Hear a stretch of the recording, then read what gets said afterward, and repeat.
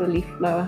Today we have the task of choosing our finishes for the kitchen. It's difficult. Well, I know what I want. Exactly, that's why. Is it difficult? Do I have a choice? No. So a little bit of a choice. So we've looked at a variety of samples. We looked at 2 designs. Every design that I've actually looked at for the kitchen is actually a veneered kitchen, because I really like the shaker doors. I like the skinny shaker look. But when the costs came back in, the veneer is actually just going to be way out of our budget for what we want to do. So you can win this fight. Don't have to go for a veneer. I absolutely love a veneer in a kitchen because you can stain it in any color that you want. There's such a huge variety of different colors that you can get in the stains. For those of you who don't know, veneer is pretty much a real wood. Well, it is a real wood that they have just sliced really, really thin, and then they've applied it to a substrate for the kitchen doors. And then you can do thicker shaker doors or skinny shaker doors. And I quite like that look just because I feel like the house lends itself to that look. But there is a price. You can still get shaker doors in Juco, but it's not the look you want either. Yeah, they can be prone to chipping, which means then you will have chips on your cupboard, which you have to take the cupboard off and have it completely resprayed. They usually do that in like a superwood, and then you can have the shaker doors and stuff as well. So we have opted to look at some laminates, and our joiner was here yesterday and brought us so many samples, and now I've just confused myself. Because it's not going to be confusing. You're going to give me a couple options. Whichever option I choose, you're going to choose the other one. So then it's easy. Then we know what it's going to be. And I'll probably choose the more expensive one. No, that's a given. That is a given as well. So I must choose the more expensive one, and you'll probably just counter and choose the cheaper one. Maybe that's the answer. We have to do it with everything then. Yeah, we have to. I'll have to walk into the shop and choose the most expensive thing because you're going to choose something different. So we do have a huge selection of samples. We've got stuff from Formica, we've got, well, PG Bison, we've got stuff from Edgar, we've got stuff from Sonar as well that we can have a look at. I mean, all their colors are exceptional, and I think we'll be able to find something that does lend itself to that kind of look and feel that we are wanting for the kitchen as well. So, and it obviously needs to complement and go with the floor finish. So we did show the floor finish before. We have that LVT flooring that we've been looking at. So I looked at the color called Cedar Brown, but I have asked them to bring another sample that I can have a look at, the Cedar Pure. Yes, I don't have it in the country. Obviously she found something that's not available. But yeah, I'm probably just going to confuse myself anymore. But I still like the Cedar Brown. I've got a few samples together. So this is the wood that I quite like. It's the original one that I had looked at. So this is the Colstat Oak. So that I think looks quite nice with the floor. And then my first selection was this.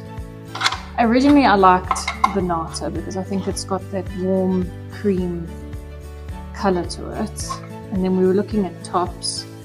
I know you like a vein in the top, so that was one of the selections. But then I wasn't sure if the Nata and the white in this vein was a little bit too contrasty and started making the Nata look a little bit yellow. Okay. So that was a little bit of a concern. Then I swapped that out, the top out, for this top, which I thought was quite pretty. But then I think that really does make the Nata look yellow. But I like the browns that coming in. It's a little bit more subtle of a vein that's happening in that one. So then we found this one, which is a cashmere grey. So it's almost got, it's not obviously as white as the Nata. It's a little bit more of a beige. But that then I think read much better. I think that colour brought up that. Yeah. Very in that look. Similar, hey? Yeah. Everything. It's very similar. And then obviously if we did a white counter, a white cabinet on top, if we did a two-tone. This is obviously if we're going to do a two-tone kitchen as well. Yeah. But then the white looks quite stark. Very. But it is that linen finish. And we are looking possibly at the house being white and black outside. White and dark. Yeah, but I think it might be too stark for the kitchen. Yeah. And I don't particularly love a white cabinet. And these two? So those two, this one is actually quite pink. Yeah, I can see that. Yeah, so this is the Bella Vista, and there in the pink finish, you can see that pink coming through quite a bit. And then this is a silk grey, which is quite a lot more grey undertone. And switch those out. The tops, switch the tops out. So there's that. That reads nicely Nicer. together. And this and that other one reads nicely together. Yeah.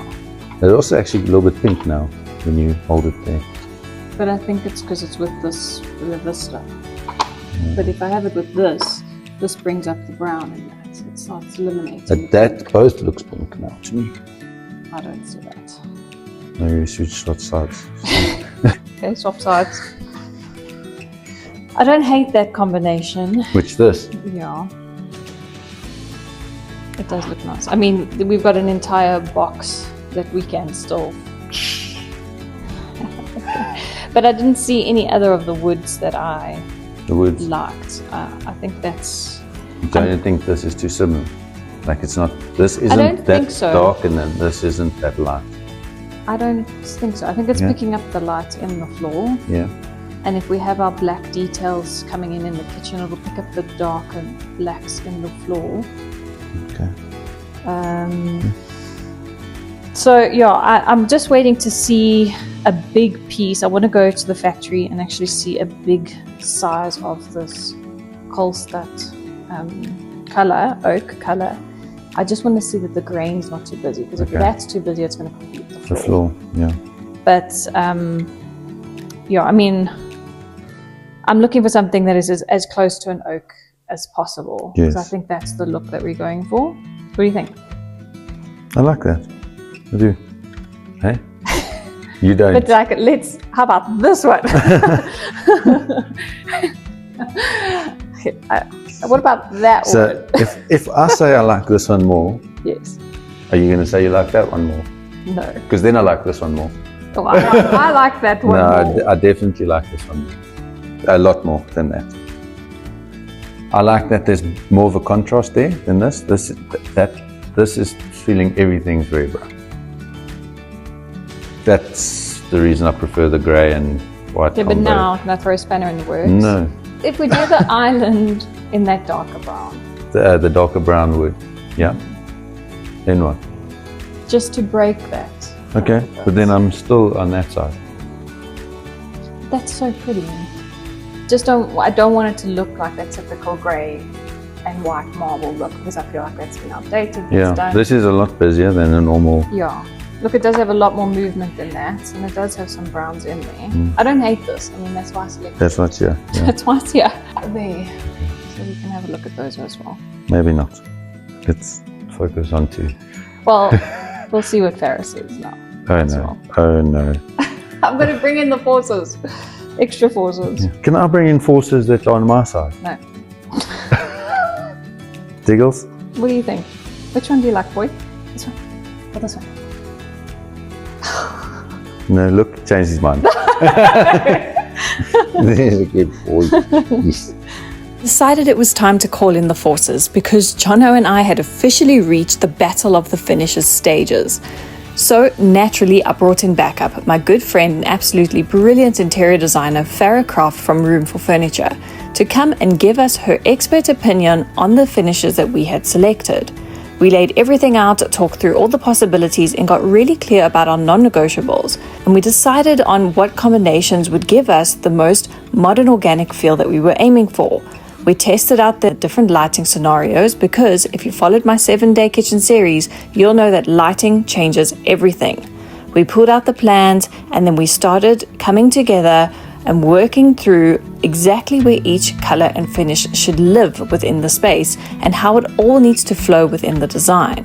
After all the debating, comparing, and a little back and forth, we finally landed up with a perfect combination.